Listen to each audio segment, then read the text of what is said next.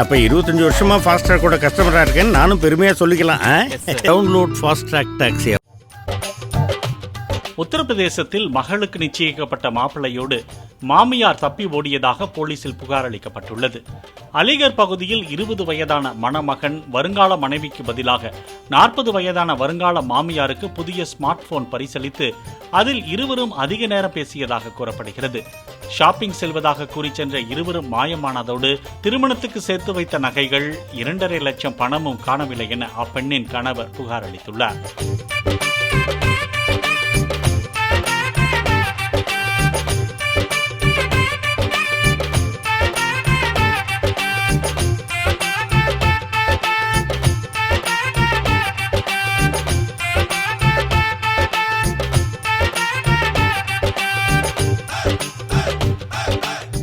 அப்ப 25 வருஷமா ஃபாஸ்ட் ட்ராக்கோட கஸ்டமரா இருக்கேன்னு நானும் பெருமையா சொல்லிக்கலாம். Download Fast Track taxi.